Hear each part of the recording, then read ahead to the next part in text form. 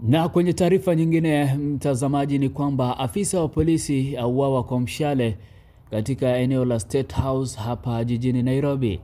Simanzi imetanda baada ya afisa wa polisi kuuawa kwa mshale na mshambuliaji karibu na State House Nairobi asubuhi ya Jumatatu.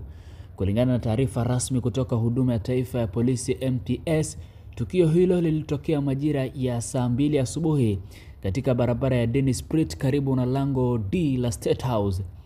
Inadaiwa kuwa mwanaume mwenye umri wa miaka 56 aliyekuwa amejihami kwa upinde wa mshale alishambulia maafisa wa usalama waliokuwa wakilinda eneo hilo. Licha ya kuamriwa kujisalimisha, mshukiwa huyo aliendelea kusonga kwa nguvu kuelekea kwa maafisa kabla ya kumpiga mshale afisa wa polisi Constable Ramadhan Matanka kifuani. Maafisa wa kikosi cha GSU waliokuwa doria eneo hilo walitikia kwa haraka na kumkamata mshambuliaji huyo, wakimkabidhi mikononi mwa polisi kwa uchunguzi zaidi.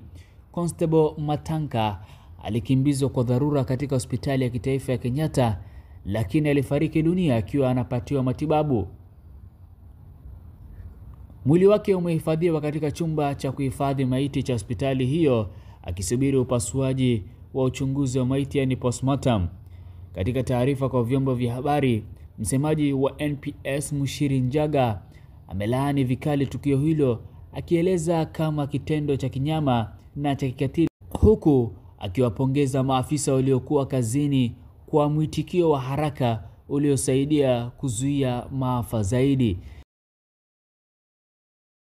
Njaga ameongeza kuwa uchunguzi umeanzishwa kubaini chanzo na nia ya mshambuliaji huyo. Mtazamaji, je, usalama wa eneo la State House uko sawa? Je, eneo ambalo linakabidhiwa na ulinzi mkali kutokea kisa kama hiki ni sawa? Je, hii ni ishara gani kama taifa la Kenya? Hebu tueleze kwenye comment section, na tafadhali subscribe na ulike kupata taarifa hizi na nyinginezo. Asante sana.